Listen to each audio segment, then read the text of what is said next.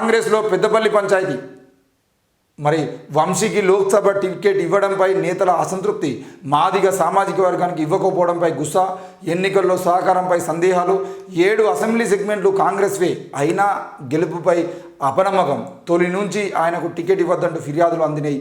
మరి ఏఐసిసి ఖరారు చేయడంతో తిరకాసు. కాంగ్రెస్ పార్టీలో పెద్దపల్లి ఎంపీ అభ్యర్థి ఎంపిక విషయంలో దుమారం రేగుతున్నది. తమ అభిప్రాయాలకు భిన్నంగా గడ్డం వంశీకి టికెట్ ఇవ్వడంపై ఎమ్మెల్యేలతో పాటు నేతలు అధిష్టానంపై అసంతృప్తి వ్యక్తం చేస్తున్నారు. స్థానికంగా పెద్ద సంఖ్యలో ఉన్న మాదిగలకు టికెట్ ఇవ్వకపోవడంపై గుర్రుగా ఉన్నట్టు సమాచారం. దీంతో పార్టీ అభ్యర్థి గెలుపు కోసం ఎమ్మెల్యేలు సహకరిస్తారా లేదా అనే అనుమానాలు వ్యక్తమవుతున్నాయి. మరి ఏది ఏమైనా కాంగ్రెస్లో మాదిగలకు సంబంధించిన విషయంలో Congress party 3 SC reserved constitution ఉండగా అందులో రెండు అయితే ఇప్పటికే మాలలకు ప్రకటించింది. మరి ఉన్న వరంగల్ టికెట్ మాదిగలకు ఇస్తుందా లేదా అనేది ఒకటి అంశం. ఈ విషయంలో మాదిగలకు అన్యాయం జరుగుతుందనే విషయం మాత్రం వాస్తవం. అయితే గడ్డం వంశీకి సంబంధించిన విషయంలో ఈరోజు వివేక్ ఎవరైతే ఉన్నారో, వివేక్ దాదాపుగా ఆయన మంత్రి పదవి కూడా తీసుకోకుండా వచ్చే లోక్సభ ఎన్నికల్లో నా కొడుక్కి ఎంపీ టికెట్ కావాలి, నాకు ఇంకేం అవసరం లేదని చెప్పేసి తన వారసుడైనటువంటి వంశీకృష్ణని, గడ్డం వంశీకృష్ణని రాజకీయాలకు తీసుకురావడం కోసం తను మంత్రి పదవిని కూడా వదులుకొని ఆయన కంపల్సరీ పట్టుబట్టి నాకు మంత్రి పదవి కావాలని చెప్పేసి అడిగితే మొదటి లిస్టులోనే ఆయన మంత్రి పదవి వచ్చేది.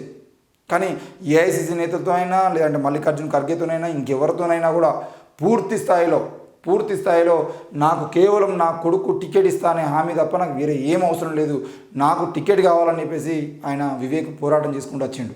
మరి ఈరోజు గడ్డం వివేక్ కొడుకు గడ్డం వంశీకృష్ణకి టికెట్ వచ్చిన తర్వాత ఈరోజు ఏ వ్యక్తి అయినా, అటు బీఆర్ఎస్లో అయినా అటు బీజేపీలో అయినా కేవలం మాదిగలను ఉసిగొల్పి మాదిగలకు సంబంధించిన విషయంలో అన్యాయం జరుగుతుంది, వంశీకి ఇవ్వద్దు అని చెప్పేసి ఆయన చెప్పుకోవడం జరిగింది. అయితే ఇక్కడ విషయం ఏంటి అని అంటే, గడ్డం వంశీకృష్ణను నిలబెడితే పార్టీ నుండి ఫండ్ రావాల్సిన అవసరం లేదు, ఏం రావాల్సిన అవసరం లేదు. గడ్డం వంశీకృష్ణ ఆల్రెడీ అసెంబ్లీ ఎన్నికలకు ముందు నుండే పార్లమెంటు ఆయనకు టికెట్ ఇస్తుంది అని చెప్పేసి నమ్మకంతో కాంగ్రెస్ కాకపోతే బీజేపీ కాకపోతే బీఆర్ఎస్ ఏ పార్టీలో ఉంటే ఆ పార్టీలో నుండి టికెట్ తీసుకొచ్చే బాధ్యత నాది అని చెప్పేసి వాళ్ళ తండ్రి చెప్పినటువంటి కారణంలో ఈరోజు వంశీకృష్ణ అక్కడ ప్రచారం చేసుకుంటున్నాడు, పని చేసుకుంటున్నాడు. ఎంతో కొంత యువకుల్ని, ఎంతో కొంతమందిని, ప్రజల్ని ఆయన మొబిలైజ్ చేసుకొని ఆయన వెనకాల తిప్పుకునేటువంటి ప్రయత్నం చేస్తున్నాడు. ఆయన క్యాడర్ని తయారు చేసుకుంటున్నాడు. అయితే గడ్డం వంశీకృష్ణకు సంబంధించిన విషయంలో టికెట్ రాలేదని చెప్పేసి ఈరోజు ఆ పార్టీలో ఉన్నటువంటి నాయకులను కాకుండా గడ్డం వంశీకృష్ణకు టికెట్ వచ్చింది కాబట్టి మాకు అన్యాయం జరుగుతుందని చెప్పేసి మాదిగ సామాజిక వర్గాన్ని ఉసుగొల్పేటువంటి ప్రయత్నం చేస్తున్నారు. ఇప్పుడు గడ్డం వంశీకృష్ణ కన్నా ముందు ఇప్పుడు ఆల్రెడీ 2 నియోజకవర్గాల్లో ఇటు నాగర్ కర్నూలు అయినా ఇటు పెద్దపల్లి అయినా మాలలకు ప్రకటించిన తర్వాత వరంగల్ టికెట్ని తప్పకుండా మాదిగలకు ప్రకటించాలని డిమాండ్ చేస్తూనే ఈరోజు ఈ 2 నియోజకవర్గాల్లో ఇటు ఏగేసి సంపత్ కుమార్ను అంటే కాంగ్రెస్ పార్టీలో మల్లు రవికి వ్యతిరేకంగా తయారు చేయాలనే ప్రయత్నం బీజేపీ చేస్తుంది. దాంతోపాటు ఇక్కడ పెద్దపల్లిలో కూడా గడ్డం వంశీకృష్ణ గెలవకుండా మాదిగలను ఐక్యం చేసి ఈరోజు మాదిగలను రెచ్చగొట్టి ఎట్టి పరిస్థితిలో గడ్డం వంశీకృష్ణ ఓడించాలనే ప్రయత్నం కూడా బీజేపీ ప్లాన్లో భాగం. ఎందుకు అనంటే అక్కడ ఉన్నటువంటి విషయాల్లో ఈరోజు బీజేపీ 3 టికెట్లు ఉన్నాయి. మరి 3 టికెట్లు మాదిగలకు ప్రకటించిందా లేదంటే బీఆర్ఎస్ ప్రకటిస్తుందా, అసలు ఏ పార్టీ ఎన్ని ప్రకటిస్తుంది? ఎస్సీ రిజర్వ్డ్ కాన్స్టిట్యూషన్లో ఎస్సీలకు సంబంధించిన విషయంలో ఎంతో కొంత వాళ్ళకు మాత్రమే టికెట్లు ఇవ్వాలని ఉన్నప్పటికీ ఇక్కడ మాదిగ అనే 2 సబ్ క్యాస్ట్లను తీసుకొచ్చి ముందు పెట్టి 59 కులాలు ఉన్నటువంటి వాటిల్లో ఈ 2 కులాలను ముందు పెట్టి మరి మిగతా 57 కులాలను వీళ్ళు మొత్తం మర్చిపోతూ ఉన్నారు. మరి ఈ 57 కులాల పరిస్థితి ఏంది?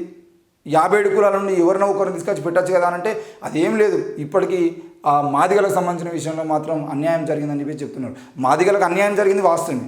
3 సీట్లలో కనీసం ఇప్పటికీ 2 సీట్లు మాదిగలకు ఇచ్చి 1 సీటు మాలలకు ఇవ్వాలని చెప్పేసి డిమాండ్ ఉంది. పోని మాలలకు 2 సీట్లు ఇచ్చినప్పటికీ 1 సీట్ అన్న మాదిగలకు ఇవ్వాలి కదా, మరి మాదిగలకు ఎందుకు ప్రకటించట్లేదు అని చెప్పేసి కాంగ్రెస్ మీద దుమ్మెత్తిపోయడం అనే వరకు అది వాస్తవమే.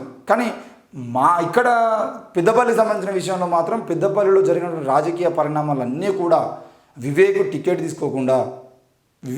అంటే వివేక్ మంత్రి పదవి తీసుకోకుండా కొడుకు టికెట్ కోసమే ప్రయత్నం చేసిండు.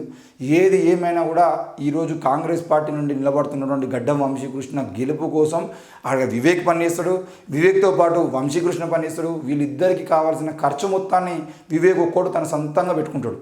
అవసరమైతే తన కొడుకు టికెట్ వచ్చేదంటే ఆ పెద్దపల్లి నియోజకవర్గంతో పాటు మరొక నియోజకవర్గాన్ని కూడా నేనే దగ్గరుండి అన్నీ చూసుకొని గెలిపించుకునే ప్రయత్నం చేస్తాననే హామీని కూడా ఏఐసిసికి గడ్డం వివేక్ ఇచ్చినట్టు సమాచారం.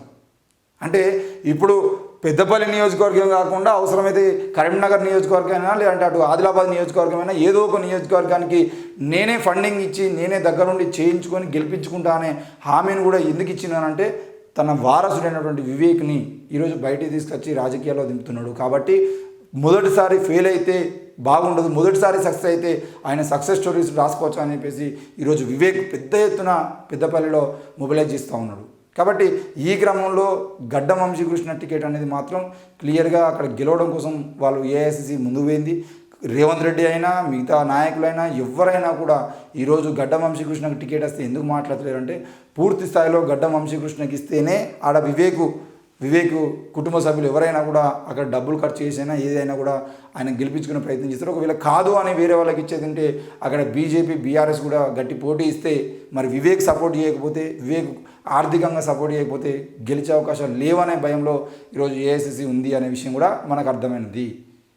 అందుకే ఈయన టికెట్ కోసమే వివేక్ ఇన్ని రోజుల పాటు మంత్రి పదవి తీసుకోకుండా ఆగిండనేది కూడా మనం అర్థం చేసుకోవాలి.